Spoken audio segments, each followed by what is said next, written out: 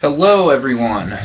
I just thought I'd give you my thoughts and opinions on the first 4 episodes of Survivor Caramoan Fans vs. Favorites 2. I guess Jeff Probst just decided to throw the little 2 subtitle out there at the start of the first episode of the season. I don't know. That's just a funny little thing I caught right off the bat because it's just like, you know, I don't know. The 2's just nowhere else in the advertising. I just thought that was a little amusing. Overall, I'm a little underwhelmed. In fact, I'm really underwhelmed with the season so far, to tell you the truth. Jeff Probst, what are you talking about when you say that this season is just going to blow our minds and just be the best thing we've ever seen? I mean, so far I haven't seen it. So far, it's just been like, on the fans tribe, Shamar's just been eating up airtime. It's like, thankfully, with Shamar out of there, I hope the airtime will be distributed out a little bit more. But then on the other hand, we have Philip Shepard, who's just like they call him the specialist for a reason. I think that his specialty is eating up airtime and just being a goddamn camera hog. Because that's really all he's good at. And I don't know, his Stealth R Us alliance, I've got to say, it's novel, it's funny, but in terms of actual gameplay and everything, it's really, especially letting every single person in the tribe in on the alliance and giving them a nickname and everything. I don't know. My big problem with Philip, though, is that it's just like every time we cut to the favorites tribe, it's just, it's just Stealth R Us, and that's it. Like, Stealth R Us is just like the only story going on going on over there. It's like, I'm sure I'm not the only one who wants to see more of Corinne and more of Eric and more of Malcolm. It's funny with Malcolm because I've never been a huge fan of Malcolm. I like him. He seems like a guy I'd hang out with in real life, but just in terms of being this big Survivor character that we need to bring back, right away, I don't know. I just don't see it with him. I just don't see the urgency, really. I don't know. I would have rather had him over Troyzan, though, who was rumored to, Malcolm was rumored to replace Troyzan at the last minute. But I don't know. My big problem with this season is that the editing is just all over the place. But one thing I do have to give it to, though, is that the fans tribe, surprisingly, has been very well edited, actually. So I think my complaints more just lean towards the way the favorites have been treated, and I'm really disappointed there because, I don't know, I guess maybe there's just not a lot to show with Ice Cream Scooper Eric, but personally he's my favorite character out of the 10 people who are back. I don't know, maybe that's just a personal thing, but I was just really hoping to see him get a little more airtime because it's like he has this whole redemption storyline thing that we could be seeing, and I don't know, I guess it's just the fact that he's not, that he's just not naturally like a camera hog, like a Philip Shepard. Even Cochran is, getting kind of under-edited a little bit because all he does is like, every episode is just like, throw in the obligatory Cochran confessional, quirky little nerdy thing, and I don't know, it's, Dawn dropped off the face of the earth a couple weeks ago and hasn't been seen in a while. After her classic second episode, #Survivor Meltdown, Malcolm, I don't know. It's just everyone. To tell you the truth, one of the only people on the favorites tribe that I actually enjoy, and you're going to call me crazy for this, but I gotta say, it's Brandon Hance. Just because, I don't know, I've always enjoyed Brandon Hance more than I've enjoyed Russell, simply because Brandon Hance is not a broken record. Out of all the Hances that we've seen on reality TV so far, he seems like the one who's, by all means, they're all crazy nutbags, but I don't know, Brandon, there's just something fascinating about him. And I don't know, maybe I'm just alone on this, but I really enjoyed seeing his journey on South Pacific, and I really screwed up that pronunciation. South Pacific. Wow, that really shouldn't be that hard. I really enjoyed his journey. I really enjoyed, his moral struggles, and I don't know. He's just a really interesting character. It's one of the first characters on Survivor, the major characters that that was younger than myself when it first aired, and that, that's just kind of a mind trip right there, because I've been watching this show since I was like 11 or 12. I jumped in at Pearl Island, so it's just weird to think that there's people on there younger than me now. That's just a head trip. But Brandon Hance especially, I mean, I don't know. I'm really looking forward to seeing his meltdown next episode. Let's face it, he was always meant to be a short-term character in this cast, no matter what the outcome was. No, Brandon Hance isn't someone who you want to take deep into the game. I think Cochran summed it up best when he said he's unpredictable. But no, let's talk about some of these fans, though, because the fans tribe really seems to be where the action is this season. Like I said, I'm really glad Shamar's gone, because he's just a black hole of airtime. He's just a vacuum of airtime. And now that he's gone, we can really concentrate on some of these other personalities. But even with Shamar, we've really gotten to know at least a few standout people. Laura, surprisingly, got a really, really good edit. I mean, it had a lot of people fooled that she might be the winner, because they just really concentrated on her and concentrated on her strategy. So surprisingly, she went out in the first episode. Someone who I've been rooting for since preseason, simply because of the fact that she has an autistic son and my little brother's autistic, is Sherry Beatman. And I don't know, the one thing that concerns me about Sherry is that it seems like her whole storyline was kind of tied up in Shamar.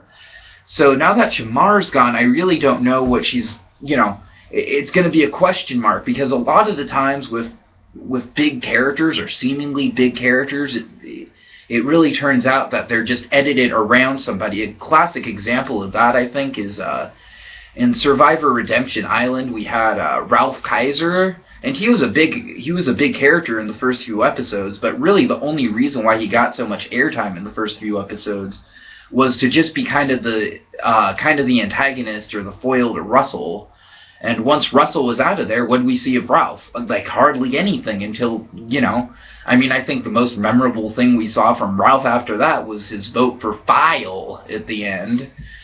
And, yeah, I don't know. All I'm saying is that now that Shamar's out of the way, I really do worry about Sherry just really blending into the background, and I really hope that's not the case. But, God knows she can't be as in the background as poor Julia.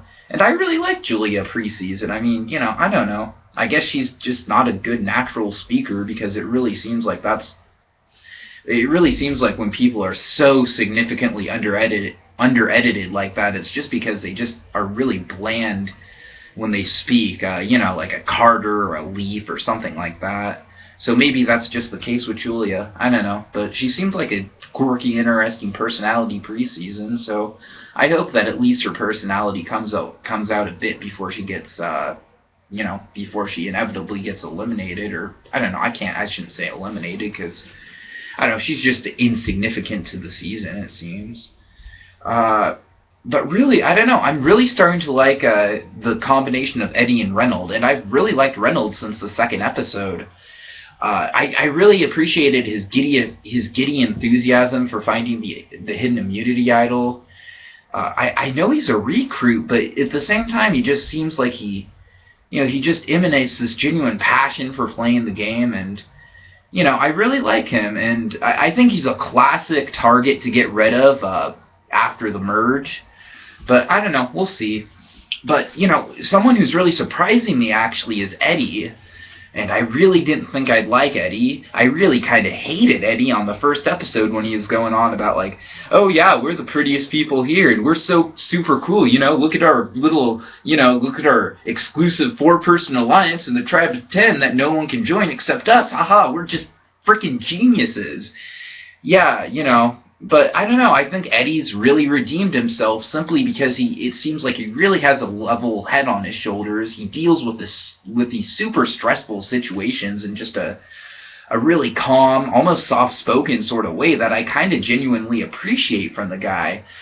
He seems to just be a really nice guy. That's really what it comes down to. Stephen Fishback loved to point that out on the Survivor Know-It-Alls with Rob Sesternino. It's like, Eddie, I don't know. He just seems like a genuine nice guy. He's kind of this season's Carter, except he has more airtime. And then the other two, the most interesting people in the fans tribe, I think, are the ones that are controlling the alliance, controlling the votes, it seems, and that's Michael and Ralph. Or did I just call him Ralph? I just called him Ralph. Wow, I'm an idiot. Michael and Matt. Matt and Michael. God, Survivor's had so many Matts, it just kind of runs together. But yeah, I don't know. Matt, I think, does it a little too obviously. I mean, you saw with Reynolds this week where he was just running around and like, oh yeah, dude, I totally got your back, even though I've told you this straight-faced to your face like 3 different times, and I really didn't.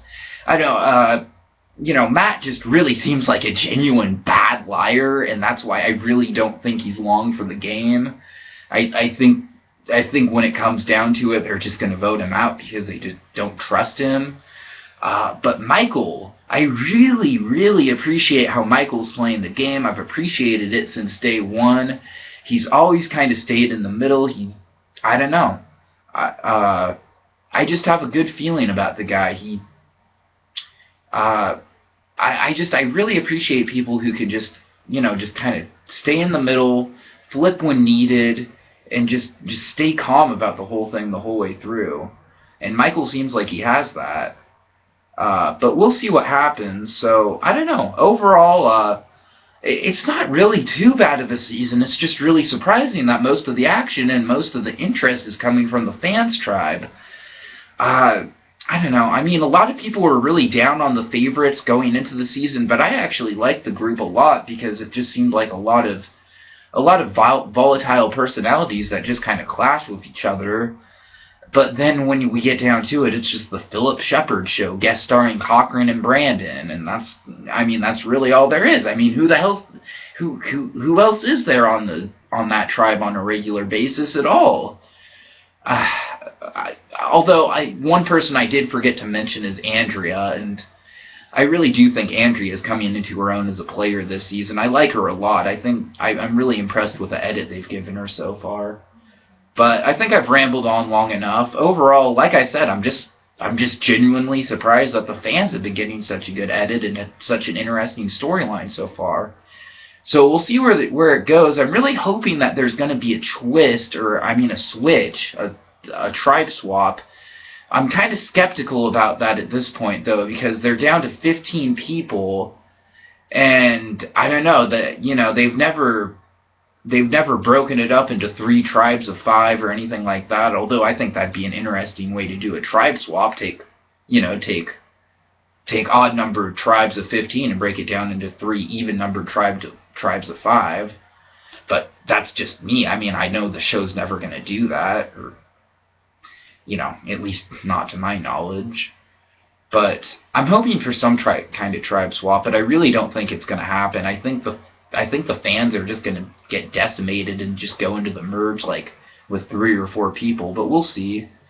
I don't know. It feels weird that there's not a tribe swap on a fans versus favorite season, but I guess Shamar's medevac might have had something to do with it, because I think on the first fan versus favorites, by the time they got to the medevacs, like Penner and Crazy Kathy, those happened after the swap.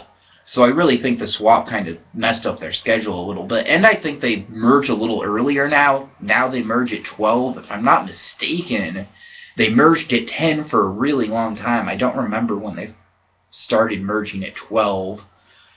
But I think they were, I don't know. That's something I'd have to go back and look up. But I'm like 90% sure Micronesia had a 10-person merge. But okay, I'm going on long enough because I'm just spouting statistical facts. I hope you enjoyed this video, and I intend to do another fan commentary each episode from now on. So, yeah.